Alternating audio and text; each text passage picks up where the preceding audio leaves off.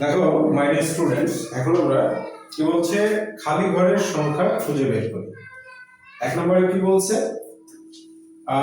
53 69। 1 নম্বরে কি বলছে দেখো যে 53 69,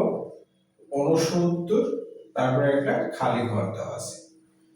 তারপরে কি বলছে 27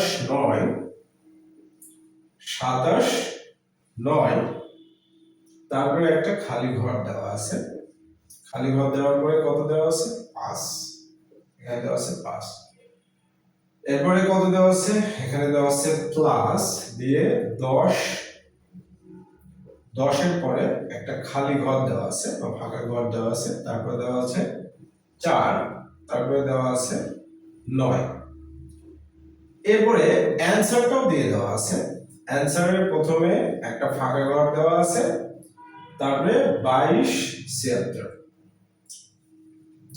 অ্যানসারের প্রথমে কি দেওয়া আছে, একটা ফাঁকা ঘর দেওয়া আছে, তারপরে দেওয়া আছে 22 কত 76।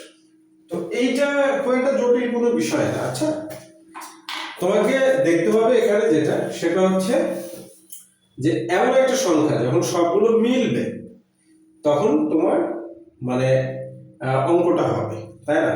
তো তুমি যদি 9 আর 5 যোগ করো তাহলে কত হয় 14।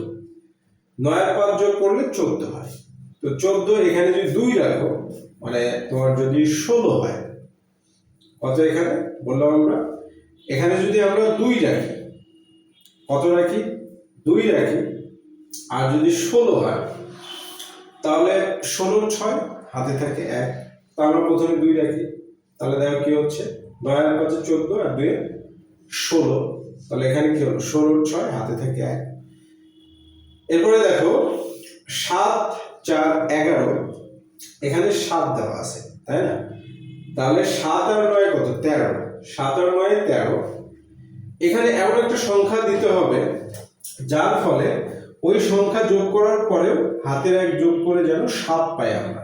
তো আমরা যদি এখানে ফাঁকা ঘরে যদি 3 দিই তাহলে কি হচ্ছে দেখো 3, তাহলে কি হবে 4 আর 3 7, 7 আর 9 16, আর হাতের 1 17, 17 7, এই যে 7 হাতে থাকে 1, 17 7 হাতে কত থাকছে আমাদের 1 থাকছে। এরপরে দেখো তো মিলতেছে এইভাবে। এবার এইখানে 2 দেওয়া আছে, তাহলে এই ফাঁকা ঘরে এমন একটা সংখ্যা দিতে হবে যে এই 3টা যোগ করে এবং হাতের 1 যোগ করে যেন আমরা কত পাই 2 পাই। তাহলে দেখি আমরা কত দেওয়া যেতে পারে 9 6 15, 15 আর 1 16, তাহলে 16 এর সাথে আমরা যদি 6 যোগ করি তার মানে ফাঁকা ঘরে যদি 6 দিই তাহলে 22, তার মানে কি 22 এর 2 হাতে থাকে 2।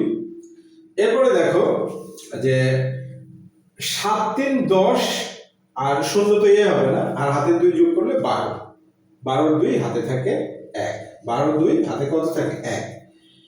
এরপরে দেখো তাহলে ফাঁকা ঘরে কি হবে, আমরা পেয়ে যাচ্ছি যে 3 1 আর 2 3, 3 আর 1 3 আর 5 8, আর হাতে 1 9, তাহলে এখানে 9। এটাই হচ্ছে উত্তর, ঠিক আছে? এটাই উত্তর। এখানে আহামরি কিছু নাই। এরকম ভাবে তুমি ফাঁকা ঘরগুলো নিয়ে, এটা আসলে কি অ্যানালাইটিক্যাল অ্যাবিলিটি, এটা হচ্ছে কি অ্যানালাইটিক্যাল অ্যাবিলিটি, অন্য কিছুই না। ওকে।